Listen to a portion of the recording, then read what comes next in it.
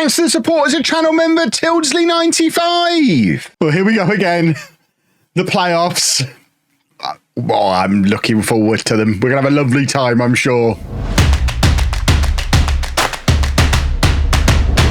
Hello and welcome to part 22 of Wembley to Wembley. I'm Kevin. Coming up on today's episode, it is the playoffs. Second year in a row. This time, we faced Rayners Lane. Rayners Lane, remember, was it this year or last year? They were huge.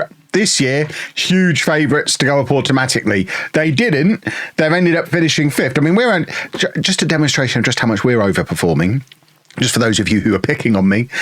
I mean, we don't even have anyone in the Dream 11. So, you know, we are massively overperforming. We're doing very well. But Rayners Lane are a team who are supposed to be better than us. But over the course of the season, we're not better than us. But might be about to prove once and for all that they are better than us. But hopefully not. Wouldn't it be nice for us to at least get through to the final this year? Let's make some progress compared to last year, where we just completely crumbled. Last season, lost 3-0 at home to Flackwell Heath, and that was after a run of 4 wins going into it as well. We were in quite good form going into the playoffs last year, and it didn't go very well at all this year. Our form has frankly been pathetic. We were good then, we've just really turned around, and the problem is this form was caused in part by a defeat to Rayners Lane, admittedly at their place. We did beat them in the league earlier on in the season, so I guess just cross our fingers and hope things go our way. We are mixing the team up a little bit because we've just played so poorly. So we're bringing in the likes of Russ Eddy and Anton Canerva in the hopes that they can help us turn the ship around.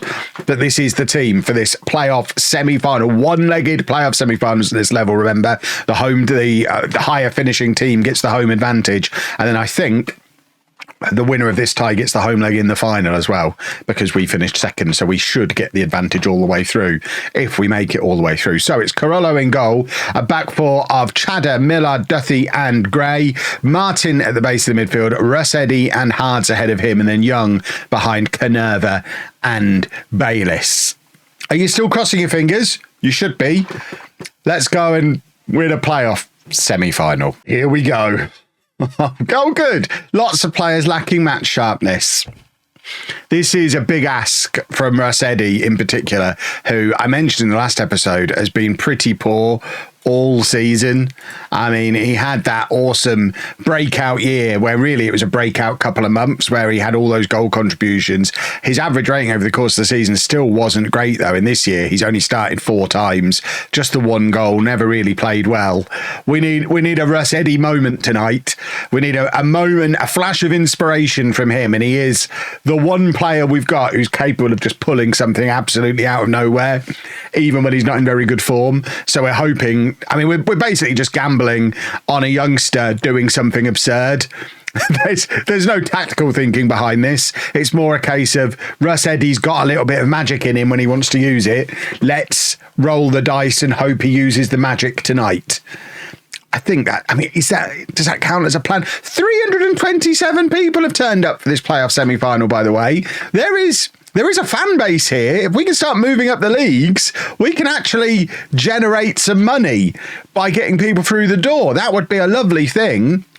But, I mean, we do have to win these big matches at the end of the season to be able to get that starting to happen. Halfway through the first half, we have had the better of things so far, edging it slightly on XG and corners, which is the true test of how well you're doing in a football match. It's taken half an hour for either of us to have a shot on target, and it wasn't good enough to justify it being in a highlight. It feels like it's a very cagey opening to this match. At least we're not just getting run over like we did last year, but we're also not really looking like scoring ourselves. And this is the second Rayners Lane highlight. We've yet to have our own yet. So that doesn't necessarily bode well. They are carving through us here. If somebody could make a tackle, that would be super. I don't even know what's happening. Did Carollo make the save? Did it hit the post? Either way, looking at the XG, it was a very, very good chance. But maybe we're going to get a little bit of luck with us tonight, because despite it being a really, really good chance, they didn't score from it. It remains 0-0. And we at least are still in this going into the second half. And Bayliss has done brilliantly there to come away with the ball. Now trying to turn his man inside out. I mean, that's not Bayliss's game at all. That's normally what you get from BT or Canerva. But Bayliss trying to generate something for himself. And unfortunately, I think he'd used up all of his oomph by the time he got into the opposition penalty area and wasn't able to come away with a shot. But it was promising. It was our first little proper bit of attacking. And now it's Rayners Lane with the corner. It's headed just straight up in the air, falls to their guy on the edge of the area. And I thought that was another Carollo save. It's not. It's gone wide. But I want to give my goalkeeper the credit because he's a hero, because he's not Dylan. And that is a great way to I mean, it's a great description of a goalkeeper at this level. Oh, you're not Dylan? Then, okay, we'll give you a go because we've had some trouble with him, haven't we? They're in again here, though, and Carollo this time does make the save. He is keeping us in it at the moment. Both the imaginary version in my head and what we're seeing in some of these highlights as well. He is keeping us in the tie. We're not really creating anything of for ourselves going forward, which doesn't bode well, and it does feel like a Rayners Lane goal is coming. But Bayliss gets it clear there, and Carollo, again, just grabbing a hold of it and slowing things down, and now hopefully picking the spot where he finds Bayliss for the flick on. He doesn't, but at least the ball's in their half, albeit temporarily, and maybe we can... I mean, can we have the ball? Why is it coming straight back at us? This is a strangely long highlight, and these never end well. Oh, can we please have a kick? We finished above you in the league. This feels like you haven't understood the rules here. And Carollo again. He is putting in a man of the match performance. He's the only player we've got who's having anything close to a good game. We need somebody else to step up and help him out a little bit because he's not going to be able to keep Rayners Lane at bay for long. Their XG is closing in on 2. They've had 8 shots on target. That shows how well he's playing in goal. And now Chadder is tired and we don't have another left back. Russ Eddy's going to go and play left back. What's the worst that could happen? It means we can bring on Dom Pierce and release him to get into more attacking positions. Canerva hasn't worked out at all, so Beattie can come on for him. Russ Eddy, maybe his future's at left back. Who knows? Let's offer a little bit of encouragement. We saw Dom Pierce in the last game of the season create something. We haven't seen anyone create anything for ages. So fingers crossed he can find a way to create something again. All we've got as substitutions now is 3 defenders, effectively. Josh Gray is tired. We're going to take off Duffy and bring on Drakos because Drakos is quite the aerial threat from the corners. But it's not really an inspirational attacking change for us to make, is it? Rayners Lane are going to feel absolutely robbed if they don't come away with a victory here tonight. They're probably going to because they're on the attack again, and of course we are now playing an attacking midfielder at left back, so we're definitely, and it's coming down that side, and oh my word, I don't know how he's missed that. He was offside anyway. But that was dangerous and terrifying, and somehow we are still clinging on without really creating anything or look... Oh, is it straight to penalties? Well, I thought we'd get extra time, but no, it is straight to penalties. What an awful way to settle a playoff semi-final and a promotion. The aliens are here as well. I have no idea if that went in or not. It did go in. Bayliss has scored the first penalty. Advantage Wembley. Carollo has had a brilliant performance during the match. If he can follow that up with a great penalty shootout. They've missed one. Oh, Rayners Lane... They absolutely deserve to be going through to the final, but we'll take a little bit of luck to get us there if that's what it needs. A little bit of luck and an incredible goalkeeping performance. That's what we're looking for. Young scores. It's 2-0 on penalties now. The dream is alive, and I mean, getting closer. I mean, Flackwell Heath did break our hearts last year, so if we end up placing them in the final, it's probably just going to be a repeat of what happened last year, but this time they'll actually get promoted. But now it's Russ Eddy for his penalty. It's 2-1 after 2 penalties. Please don't miss Russ. You'll go from hero to villain. He's never going to be a villain, is he? He's Russ Eddy. It's 3-1, and now we could really use Carollo making a penalty save. He's had such a good match. He hasn't saved a penalty yet, but he still hasn't.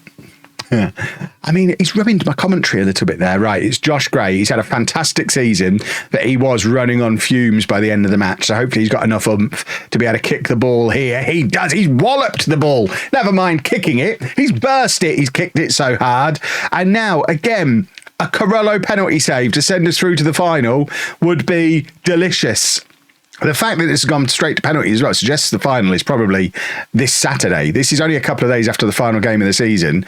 The game's coming thick and fast in the run in here, and Carollo can't save it. And now all the pressure goes on to our penalty taker number 5. I have no idea who penalty taker number 5 is. I don't pick my own penalty takers. What do you think I am? It's Millard, the loney centre-back who has come in, and I mean, he has been pretty useful. He's become our first choice starting centre-back, and he scored. I thought that had been saved. Right, we're in the playoff final. That's a positive. Who are we playing? Please don't let it be Flackwell Heath, and please let us be at home. Right, it's North Greenford that we play. And weirdly, it's on a Tuesday night and it's not at home. It's at Brisbane Road, Leighton Orient's ground. So we're not at home. We're on a neutral territory over the other side of London. North Greenford finished 4th. And when did we last play them? We beat them 2-1 away. And we beat them 2-0 at home. So you got to believe. We have to believe. We're off to Leighton Orient. Right, my fiddling in fact, let's get Don Pearce on the bench. As I was saying, my fiddling in the previous round didn't have the impact that I hoped it would have, so we've gone back to what I would consider the full strength team for the playoff final against a North Greenford United team we've never lost to. It'll be fine. It's Carollo in goal off the back of that incredible performance in the semi-final. Then Chadder, Duffy, Mellard and Gray. Fernandez at the base of the midfield. Whittaker and Martin ahead of him. Young behind Beattie and Bayliss. Between those two, there's over 35 goals this season, plus another 10 from Canerva. I'm fascinated that we're suddenly finding it hard to score goals when we've got at least 2, if not 3 of the best strikers in the division, although the media dream 11 would have you believe otherwise, because none of them ever get anywhere near it. But to be getting into, close to 20 goals for the season in a front 2 that does rotate a little bit, they've all done very, very well. And fingers crossed they can just prove today just how good they are. Here at Leighton Orient, 606 people have turned up, and we've got a corner to start things off. Goodness me, would I like us to score from this. Corner comes in. Oh, we've hit the crossbar. Oh, that would have been the perfect start to the match. We rattle the crossbar, and now it's North Greenford with a set piece of their own, and Carollo's dropped it after being the hero that got us here. The curse of non-league goalkeepers strikes again. And look how frustrated he is with himself, just booting the ball clear.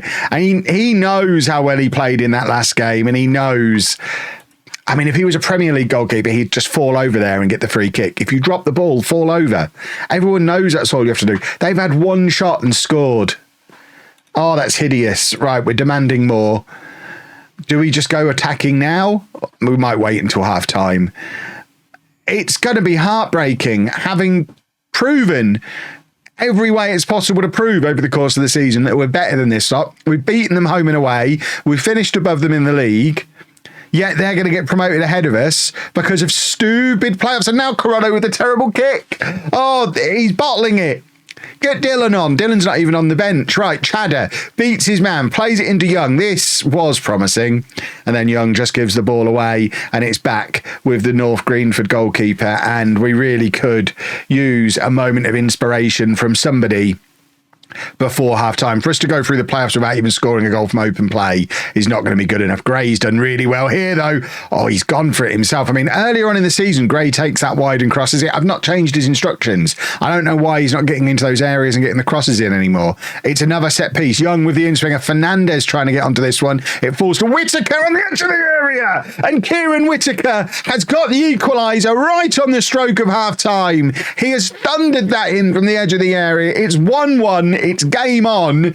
And maybe, just maybe, we're going to get the little bit of luck that we need to finally get this promotion. After the last 2 years, no one could argue that we don't deserve it. We've been so good. We've got enough points this season to have won the league the season before. We just need a little bit of luck to go our way. Please and thank you. Just a little bit of luck. But it is 1-1 as we hit half-time. And, I mean, I guess in the grand scheme of things, not a terrible first half. We definitely had the better of it and would have felt very hard done by to go in behind. But it's North Greenford with a corner of their own, and it's cleared-ish. It's back out with their corner taker again, and he floats it back into the area again, and now they've hit the crossbar. That same frame of the goal that we hit in the first half, they've now hit as well. But we're trying for a counter-attack, but Sean Martin, I guess, wasn't able to get it moving because he receives the ball and then the highlight immediately ends. We're going to offer some encouragement to the boys. We do have some attacking options on the bench this time, which is a little bit of a novelty compared to the semi-final. Fernandez now playing it back to Duffy, who lumps it forward, looking for Young, who's got onto it. Did manage to divert a header into the penalty area, but has he got sent off here? No. The way the ref rushed over, it looked like he was going to get a red card. That would have been a walkout. I think if he'd have got a red card, I would have been done. We're simming the next season if he gets a red card there. I can't cope with it. Right, Carollo back to making saves, which is very positive. But it's another corner for North Greenford, who have had the better of this second half, and I mean they've deserved that. We immediately have to go attack him. It's very similar to the goal we scored. Comes in from a corner, doesn't get properly cleared, and then they whack it in from the same kind of area. Not like this, Football Manager. Please. I don't know why you've stopped my strikers from scoring. It's heartbreaking. Please let us get promoted. I really, really want to. Bayliss has been rubbish. Canerva's going to come on for him. We're also going to take off Sean Martin and bring on Dom Pierce. And, I mean, we're relying on the youngsters again. Somebody step up and be a hero, please. Chadder throws it forward to Canerva.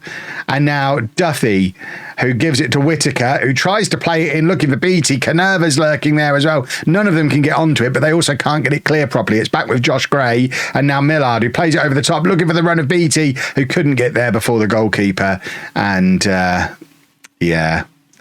The Wembley lump might not be the most effective system we could be using. I mean, I said it in the last episode, if we don't get promoted, we're going to try a possession-based, low-tempo system next season as just a complete contrast to what we've been doing. So what we've been doing clearly isn't enough to get us over the finish line, despite the fact we've overperformed every season of the save. We do give the impression that we're just treading water. We're never going to make it out of this league. We've got to try something different. And, they're just dancing around us. Oh, my word, that's heartbreaking. We don't deserve this. We're a better team than this performance would suggest, but there's no explanation for it. The last 6 or 7 games of the season, we're done. Carollo was a hero in the semi-final, having an absolute nightmare in the final. We'll bring on Hards. I don't see that he's going to make any difference at all. We'll get Pierce involved a little further forward. We'll go very attacking. If we turn this around from here, it'll be a miracle. But it shouldn't have come to this. We shouldn't be 3-1 down. They've got an XG of 1.21. It's a poor goalkeeping performance from Carollo. Chadder's had a terrible game as well. We've just had players who've turned up and bottled it. They've had players who've turned up and played really well. Our lot have just decided to bottle it. 3 years in this league, which in Football Manager terms, obviously, people are going to be like, oh, Kev, get Zealand to save your save. I would point out, A, much better at Football Manager than that clown, but B, we are overperforming. We are a team that is supposed to be mid-table who have got to the playoffs 2 years in a row. We are improving season on season. We got to the semi-final last year, the final this year. We are getting better, but just not fast enough for YouTube. So a commitment is a commitment. We try something different next year. We're going to bring in some wide players. We're going to play a lower tempo system. And we're going to see if that works. We're going to try and pass our way out of the league because lumping it out hasn't worked. for 3 years. If you've enjoyed that, please make sure you leave a nice big thumbs up on there for me. Subscribe to the channel for daily Football Manager videos. And thank you very much for watching.